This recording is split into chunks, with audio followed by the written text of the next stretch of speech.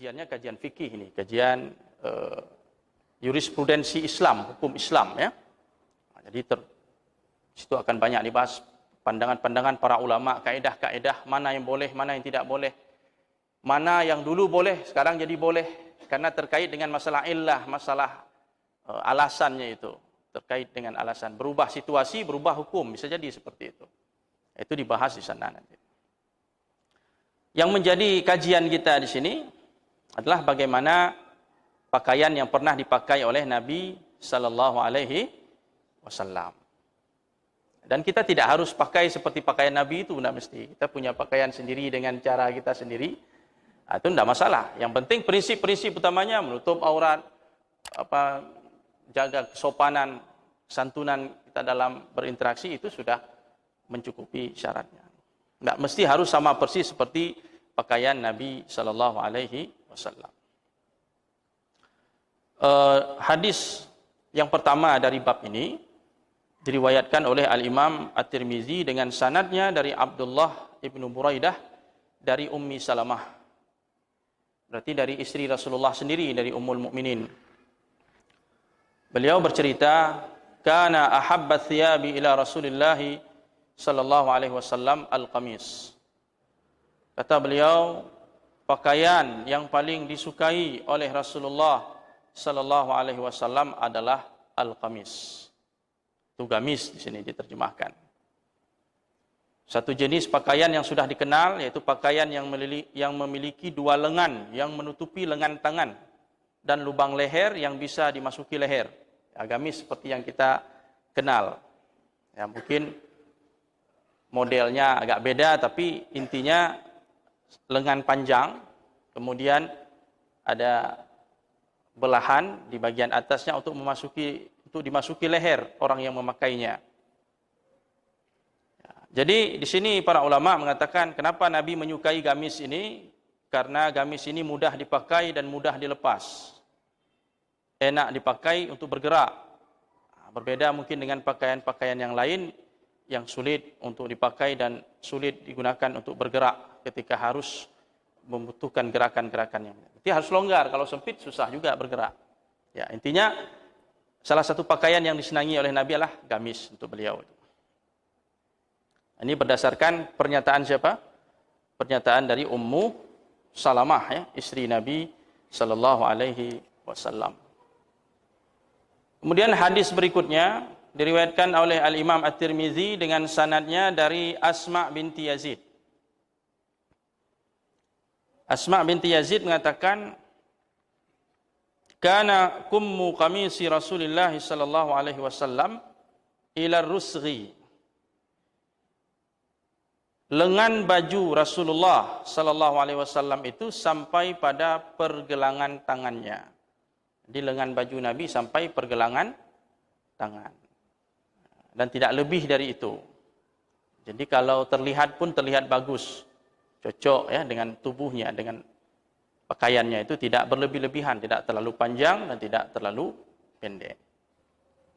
Ini bukan artinya dilarang kita memakai baju lengan pendek, bukan begitu. Maksudnya ini yang pernah dilihat oleh Asma binti Yazid tentang baju Rasulullah sallallahu alaihi wasallam itu sampai pada pergelangan tangannya. Tidak lebih panjang dari itu maksudnya.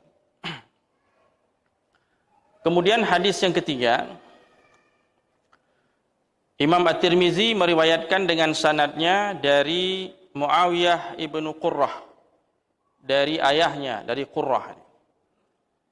Qurrah menceritakan, "Ataitu Rasulullah sallallahu alaihi wasallam fi rahtin min Muzainah linubayi'ahu." Aku datang menemui Rasulullah sallallahu alaihi wasallam dengan atau bersama serombongan dari suku Muzainah. Fi rahtin. Rahtin ini artinya rombongan tapi jumlahnya antara 3 sampai 10. Kalau disebut rahtun berarti jumlahnya antara 3 sampai 10 orang. Datang menemui Nabi sallallahu alaihi wasallam di Madinah untuk apa? Untuk berbaiat. Berbaiat kepada Nabi sallallahu alaihi wasallam. Baiat itu artinya berjanji, bersumpah setia untuk mentaati Nabi sallallahu alaihi wasallam. Itu arti baiat. Isi baiat biasanya berjanji untuk tidak mempersekutukan Allah, berjanji untuk membela Rasulullah, berjanji berjihad bersama Rasulullah sallallahu alaihi wasallam, berjanji untuk menegakkan salat, meninggalkan maksiat, kemudian memperlakukan kaum muslimin dengan baik. Nah, itu isi baiatnya bisa macam-macam. Yang jelas mereka datang berbaiat kepada Nabi sallallahu alaihi wasallam. Salah satunya adalah Qurrah tadi. Jadi beliau ini sahabat Nabi sallallahu alaihi wasallam. Kemudian beliau mengatakan, wa inna qamisahu la mutlaq au qala zirru qamisihi mutlaqun. Sesungguhnya gamis Rasulullah itu atau kancing gamis Rasulullah itu tidak dikancingkan. Jadi bajunya itu ada kancing tapi beliau tidak mengancingkan bajunya, terbuka. Kalau kita buka itu nampak dada Nabi sallallahu alaihi wasallam, terbuka kancing bajunya. Kemudian Qurrah tadi mengatakan fa adkhaltu yadi fi jaybi qamisihi. Kemudian aku memasukkan tanganku ke dalam lubang belahan di leher Rasulullah itu, di leher di gamis Rasulullah itu, aku masukkan tanganku ke dalamnya, fa masastul khatam. Kemudian tangan sahabat tadi meraba-raba ke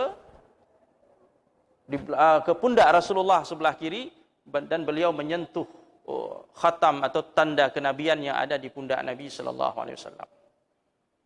Kan khatam itu kan berbentuk daging yang menonjol, yang berwarna waktu itu? Kemerahan ya. Sudah kita bahas tentang tanda kenabian di tubuh Nabi sallallahu alaihi wasallam. Jadi sahabat masukkan tangannya melalui belahan leher gamis Rasulullah, kemudian tangan itu sampai ke Nabi, biarkan saja, peganglah. Dan dia menyentuh tanda kenabian di tubuh Rasulullah sallallahu alaihi wasallam. Di sini ada hal yang perlu kita sampaikan, bahwasanya mengancingkan baju itu, kancing itu diikat, dikancingkan itu sebenarnya itu yang sunnahnya begitu. Dan kancing itu dibuka kalau ada keperluan. Namun ada sebagian orang salah memahami hadis ini. Dia menganggap berdasarkan hadis ini sunnah membuka kancing baju. Nah, ini adalah kata pensyarah hadis ini pemahaman yang keliru. Jadi jangan gunakan hadis ini untuk mengatakan bahwa membuka kancing baju itu sunnah hukumnya. Tidak. Hadis ini tidak bilang sunnah. Hadis ini hanya menjelaskan bahwa waktu itu Rasulullah membuka kancing bajunya karena ada alasan. Boleh jadi karena panas, karena gerah panas, atau karena maksud-maksud tertentu. Seperti tadi mungkin Rasulullah ingin memberikan kesempatan kepada sahabatnya untuk menyentuh cincin atau khatam tanda kenabian yang ada di pundak Nabi sallallahu alaihi wasallam. Jadi tidak menunjukkan itu sunnah. Karena bajunya berkancing. Kalau berkancing untuk apa dibuka? Seandainya sunnah membuka kancing, untuk apa baju itu dibuat kancing? Bazir saja. Jadi pada dasarnya baju itu ya dikancingi. Kancingnya diikat, kecuali ada alasan tertentu kita buka karena kepanasan atau apa, silahkan.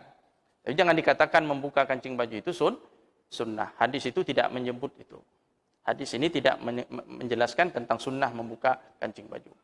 Kecuali ada satu keperluan. Kemudian hadis yang berikutnya, hadis yang keempat.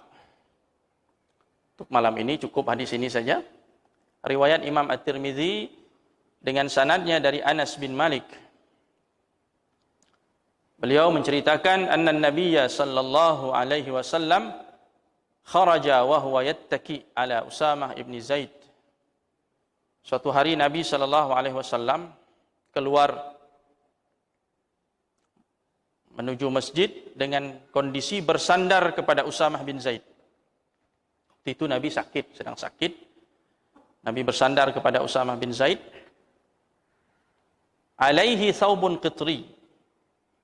Beliau memakai jubah qitri, salah satu jenis jubah yang berasal dari negeri Yaman, dan jubahnya bergaris-garis.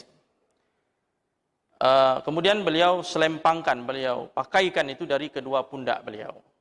Kemudian Nabi sallallahu alaihi wasallam melakukan salat dengan jubah tersebut dan mengimami para jamaah dan memakai jubah itu. Jadi ini Di antara riwayat-riwayat yang menjelaskan tentang pakaian yang pernah dipakai oleh Nabi sallallahu alaihi wasallam, salah satunya adalah saubun qitri, ya. Pakaian yang berjenis qitri dari Yaman, dipakai oleh Nabi dan digunakan dalam salatnya. Dalam kisah periwayatan hadis ini, Muhammad bin Fadl menceritakan bahwasanya Yahya bin Ma'in, ini salah satu perawi hadis gurunya Imam Al-Bukhari, pernah bertanya, meminta kepada Muhammad bin Fadl tentang hadis ini. Minta supaya dibacakan, didiktekan hadis ini. Ketika pertama sekali beliau belajar hadis ini kepada Muhammad bin Fadl. Kemudian Muhammad bin Fadl mengatakan, hadis ini kami terima dari Hammad bin Salamah. Dia bacakan hadisnya, supaya ditulis oleh Yahya bin Ma'in. Ternyata Yahya bin Ma'in kurang puas. Dia kurang puas kalau hadis itu hanya didengar secara lisan saja. Dia minta bukti tertulis, dokumen tertulis tentang hadis itu, yang pernah ditulis langsung dari guru mereka.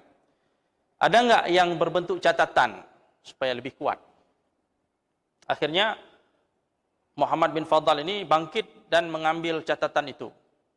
Buku atau dokumen yang berisi hadis tersebut. Tulisan dari hadis itu. Ketika beliau mau mengambil bukunya itu yang berisi hadis tadi tentang pakaian Rasulullah tadi, tiba-tiba Yahya bin Ma'in menghalangi saya untuk mengambil buku itu, menarik baju saya, pakaian saya. Kemudian dia mengatakan, tolong diktekan hadis itu segera. Saya khawatir saya tidak bertemu lagi dengan Anda. Nanti kalau Anda pulang ke rumah ngambil catatan, takut-takut nanti meninggal di tengah jalan atau apa, saya kehilangan hadis yang berharga ini. Diktekan saja sekarang. Akhirnya didiktekan secara oral, secara lisan, kemudian baru diambilkan bukti tertulis, dokumen tertulis yang berisi hadis tersebut, dan dibacakan kembali dari buku ataupun dari kitab itu.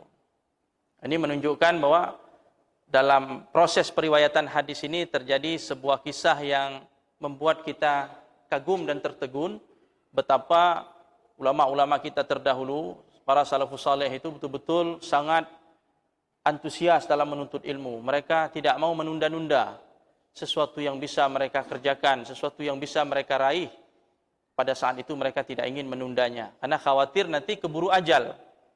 Bayangkan kalau dibiarkan Muhammad bin Fadl tadi pergi mengambil catatan di rumah, siapa tahu dia terjadi kecelakaan atau apa, sehingga hadis itu hilang dari periwayatan. Ini yang dikhawatirkan oleh Yahya bin Ma'in. Akhirnya dia minta, udah diktekan sekarang, nanti kalau sudah kamu boleh ngambil catatan dan didiktekan sekali lagi dari catatan tersebut.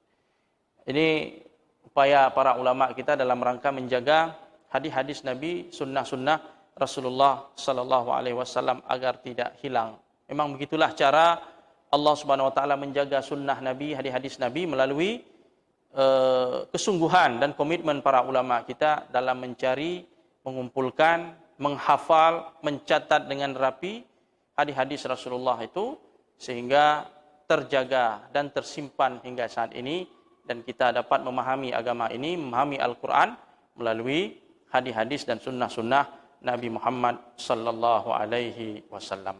Demikian hadirin yang dirahmati Allah, kajian kita pada malam yang berbahagia ini, mudah-mudahan bermanfaat. Aqulu qawli hadza wa astaghfirullah li wa lakum. Subhanakallahumma wa bihamdik, asyhadu an la ilaha illa anta, nastaghfiruka wa natubu ilaik. Assalamualaikum warahmatullahi wabarakatuh.